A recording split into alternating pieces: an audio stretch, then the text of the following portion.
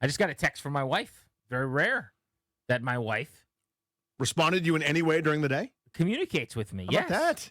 How about that? Everything's coming up pulsing. Look at this. She said, and I quote, "This Terry McLaurin stuff is stressing me out." That's what she said. Wow. Someone tell Adam Peters he could take. Let me make sure this is okay. Yep. Someone tell Adam Peters he could take a lot off my plate if he would. Yeah, if he would just pay him. It would? I feel like there's a lot on the plate right now at the Pulse Apparently, the fourth baby is not stressing her out. Yeah, we're going through it too. We've only got 3. The not sleeping at night, not the problem. Yeah. Right? The every 2 hours the baby needs you to eat, that's not the issue.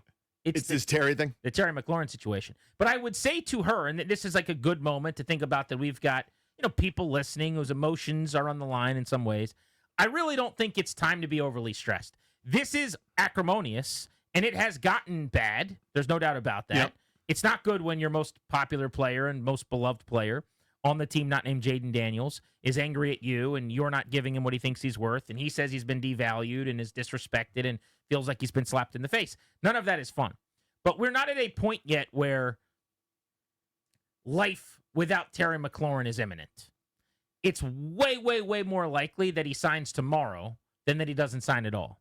And I would still say, I don't know where you're at on this, like an 85, 90% chance that a deal gets done at some point during training camp, in my opinion, and that this ends with a press conference where they all act like nothing happened. Because that's how this ends, by the way. When a guy gets a deal, we don't talk about how bad the drive was, or the time you bumped into the mailbox, or the fact that you scuffed yourself on the car next door. Once you park the car, you just get out and you go inside to the restaurant. How you got there doesn't matter anymore. They're all going to be high-fiving and hugging, and it was just business, and they all love each other again. And Terry and Adam Peters are going to be locked in arms, skipping through the park, 2 best friends that anyone could ever have, right? I still think we're getting there. So I don't actually think anyone should really be stressing or losing sleep over this just yet. That's where I'm at. But I do think it's perfectly reasonable if you're frustrated with the front office for the first time in a couple years. Mm-hmm. I get that. I think if you're annoyed by Terry's actions, I don't see that quite as much because I think it's business and he's kind of doing exactly what he should do. He deserves to be paid. But if you're unhappy and nervous, understood.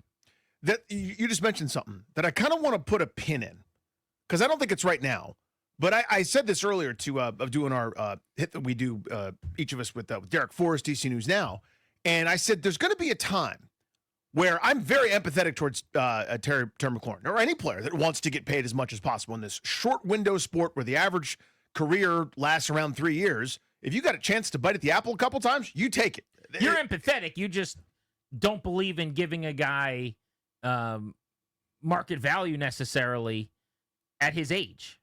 Is what you said yesterday. Yeah, but again, I'm not angry at him. And I guess that's all I'm talking about at this point. I'm not going, damn it, Terry, you're screwing us. Like some people go, you're under contract. That's the job. I am nowhere near there. There's going to be a point though where that might turn for me. I don't know when that is. It's not now, certainly. But if we're missing preseason games, and now it's like, okay, actually, I need you out on the field because it's important. Toward Terry or toward the team? Towards Terry, where I'm going, hey, you've said your piece, you've done your thing, But you'll never turn on the team. If something comes out that's nefarious and awful, then maybe. But, I mean, the way things are going, there's going to be a time where, okay, dude, you made your point. You're under contract for this year. The only this year matters we to have me. so far is that they are not offering him market value. Yet and still, your issue is more with Terry than the team. No. I'm going to try to say it again.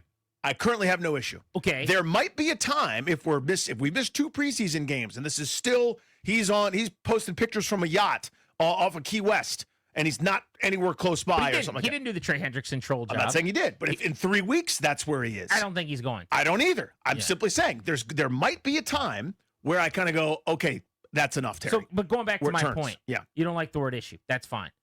You are more on his side than the team's. Excuse me, vice versa. You're more on the team side than his, very, very loudly over the last several days. Yeah, I would say so.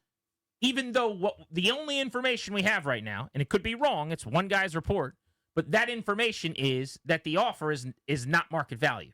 That essentially the team is further off than Terry McLaurin is financially in this negotiation. But that does not change how you feel. And for you, it's an age thing. And essentially, to put words in your mouth, you're saying, I'm never going to pay that kind of money for a guy at his age, basically. Like the fact that you've been the man for me for a long time is irrelevant.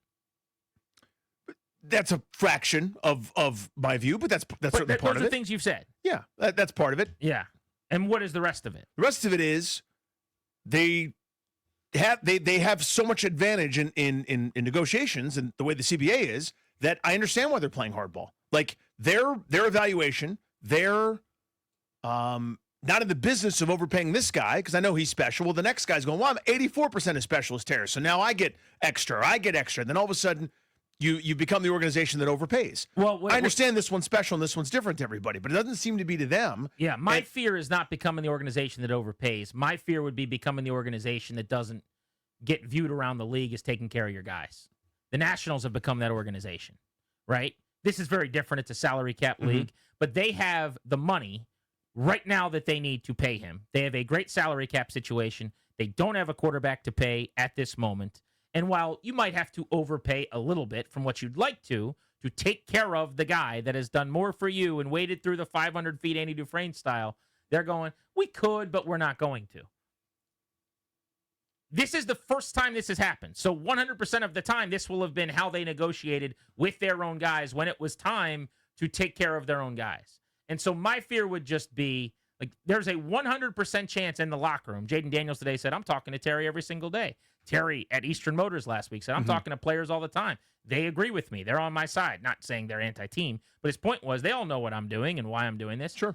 I promise you they'll take his side over the front office's side.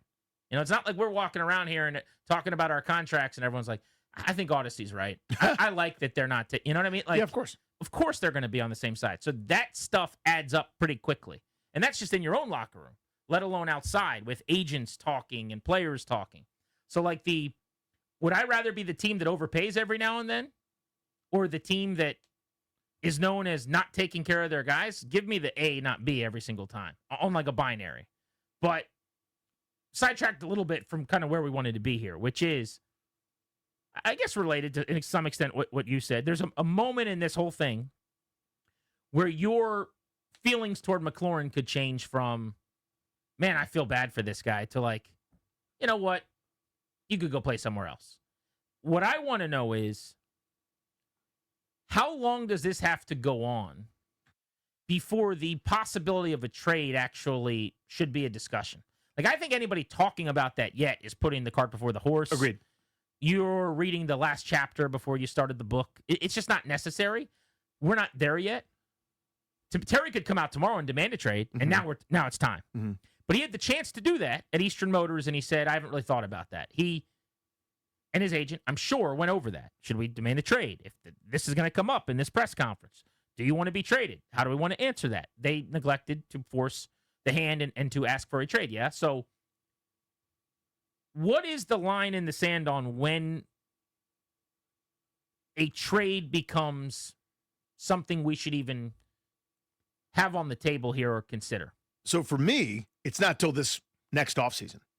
There's no plan B. Had they gotten a plan B? Has there another option internally that could come close to that production? Had they drafted somebody early? With all due respect to Jalen Lane, I'm intrigued about that fourth rounder, but come on. Had they done something more significant there where they had a backup plan at the ready? They need him this year. I'm not trading him this year for future draft picks. If they were going to be terrible, I would say let's do it right now, but they're not going to be.